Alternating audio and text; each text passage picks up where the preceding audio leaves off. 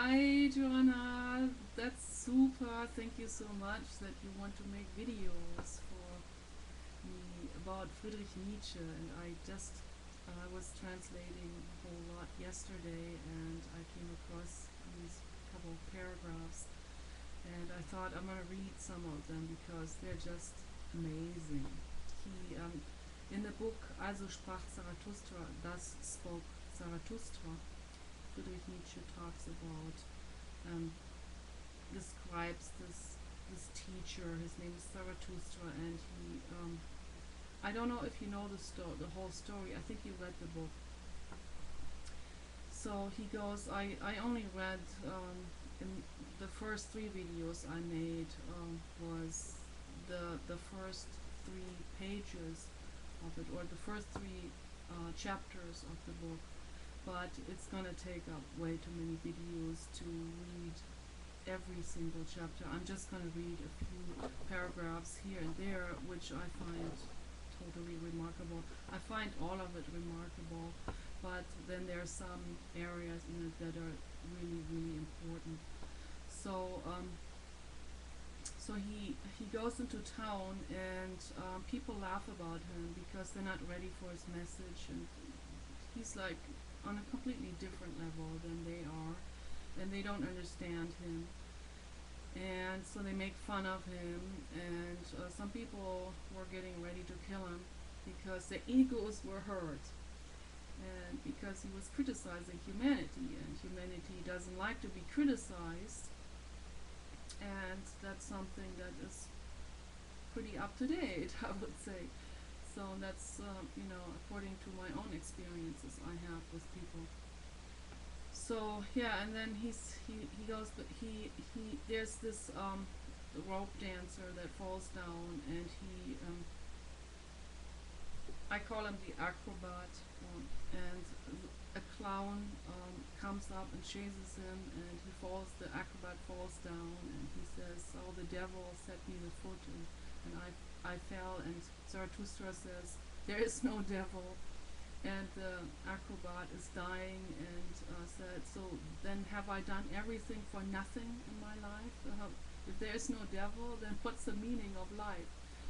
And Zarathustra says, "At least you had the guts to dare something, to go out there on the rope and to dance." I'm making a video for Joanna about Friedrich Nietzsche, and you did something. You went out and you dared something, and I think this is something I can praise. And for that, I want to help you and bury you with my own hands. And so the acrobat was dying, and as he was dying, his hand reached out and grabbed Zarathustra's hand in thanks for what he said, and so he passed away in peace finally, and with much more knowledge than he had ever before in his life. So that saved Zarathustra's life, that he stayed there with that acrobat, because everybody laughed about the acrobat, and because he fell, and that's what people usually do. They laugh about somebody who falls, which is extremely sad, and something I've never understood quite. Why do people laugh about someone who is down and out? And I guess I have a couple of theories about this, and we can talk about this too. And I would like Alex to join into this discussion as well, because I think those are the real important themes of life itself, and the questions that I'm pondering over day and night almost. But then he brings this corpse into the forest, far away from the people, and his snake and his eagle come to meet him, and he is happy to see them. He says they're much more noble than the people he's met in town, and it's a nice feeling, to be far away in the forest, where nobody is, where there's no human excrements and trash and litter, and it's all pure and in the natural life cycle. No pesticides and no chemicals, no medications, and it's just beautiful, pure plants that are growing in its natural life cycle. And it feels good and smells good.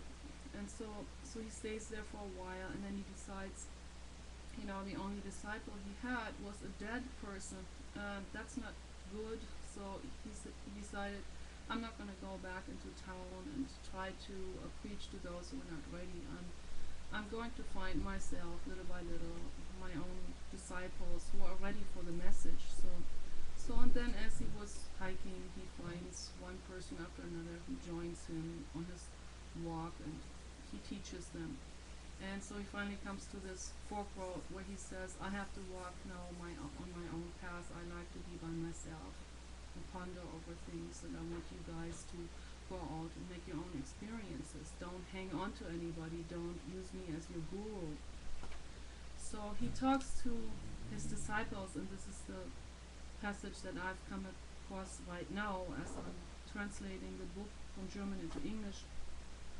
And it says, tell me, my brothers, what means to us bad and worst? Is it not degeneration? And degeneration we always unveil. When the giving soul is missing, upwards leads our path, from the mode beyond to the super mode. But a horror is for us the degenerating sense which speaks all for myself. Upwards flies our sense. Thus he is a parable of our body, the parable of an elevation.